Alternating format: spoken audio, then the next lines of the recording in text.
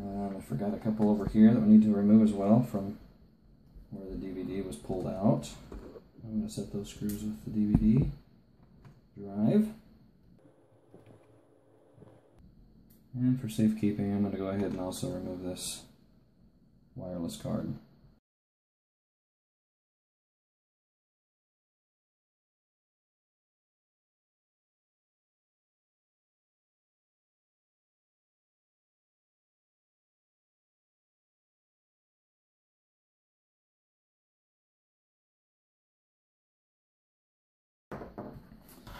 The next thing we'll want to do is remove the keyboard.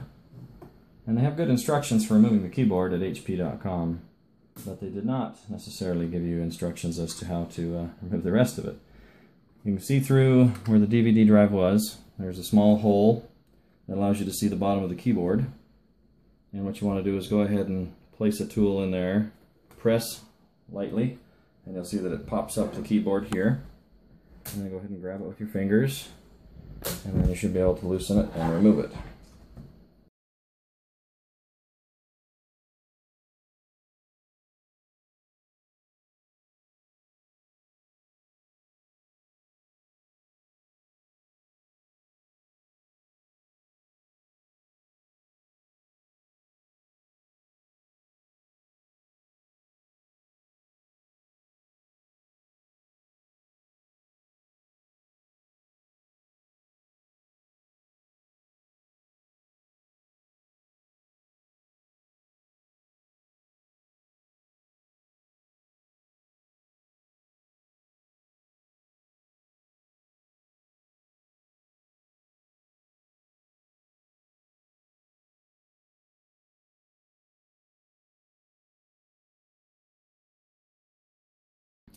Also, while we're here, as we pull this top cover off, it's going to be pulling on these cables as well. So I'm going to pop up both of these tabs and remove the cable by just pulling on the little plastic tab that they put on there for you.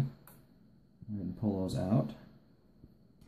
And then, this is the part I don't like, because it's press fit, snap fit plastic. It's not my favorite thing in the world, but get a tool with enough of an edge that you can reach in there, and it's in between the silver and the white, or whatever color they happen to be, and just pry gently so that you don't scratch the silver, remove any of the coloring off of it, or make any dents.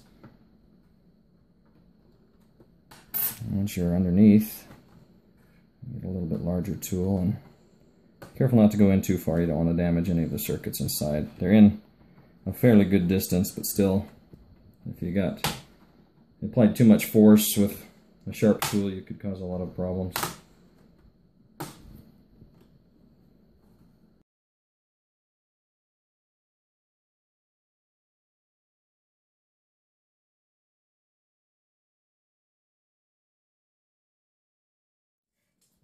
They've placed a few cables right over the top of some screws that we need to remove. So we have to remove the cables, even though normally we wouldn't have to, just to get them out of the way. So we'll remove this larger cable here, which is a fairly tight fitting, snug connector. So be careful in removing that one to not pull the cables out of the connector or to damage the board in any way. A good way to do that is to apply the pressure to the middle once you get it far enough out.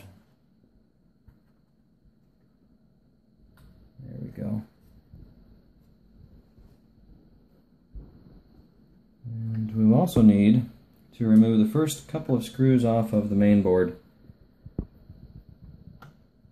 And the reason being, there are the cables for the wireless have to pass right underneath that board, and there's no room unless you pull up on that board.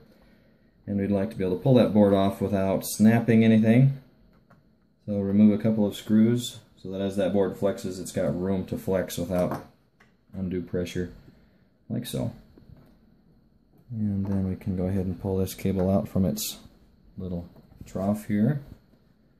And you can see underneath there'll be a piece of adhesive holding these cables in place. I'll have to remove that and set it aside.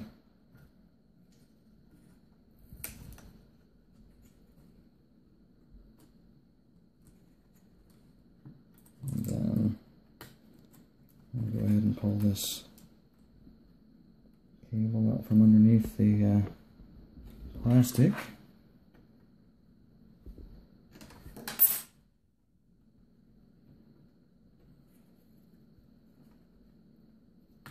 There we are. And I believe that's all we need to do on that side. On this side, the cable running up to the monitor needs to also be removed. It's got a nice little pull tab for you. Go ahead and pull up on that so it comes up cleanly, as straight as possible. Now there are going to be a couple of screws on either side that hold the bracket in place, which holds the monitor, and the springs that keep the monitor upright. On this side, on the right side in particular, there's also a bracket that holds the power socket in place, and you'll need to remove the power socket screw, as it's going to have to come up and get out of the way so that we can remove the bracket that holds the screen.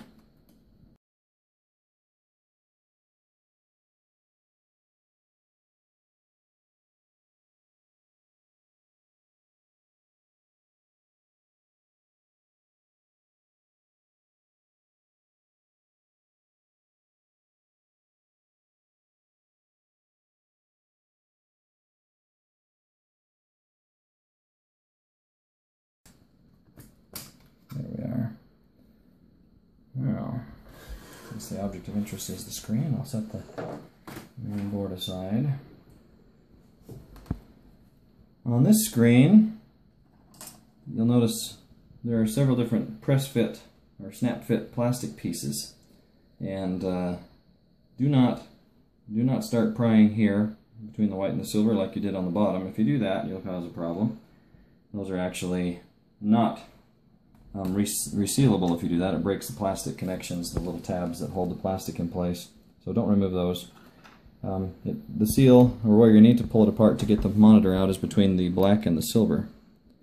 That's the spot that needs to be. I don't know if you can see that or not. It's having trouble focusing, it looks like, on that near spot. But anyway, between the black and the silver is where you want to pry when I get to that point. First, there are two screws that need to be removed, and they're underneath these little rubber cosmetic protectors.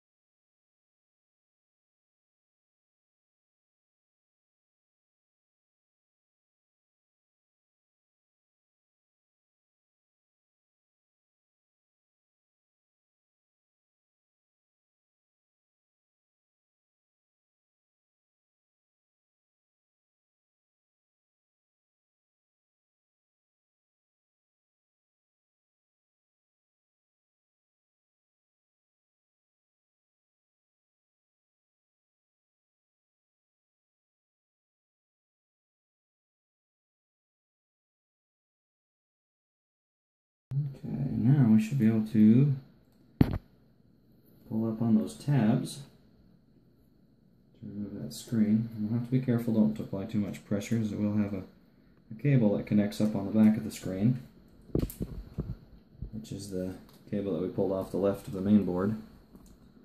And it'll have an adhesive on it that we want to save if we can, or else you'll have to apply some of your own to hold that in place. And it's not a bad idea to have a spare ribbon cable if you're doing a repair on these, in case some damage is done to the ribbon cable in the process.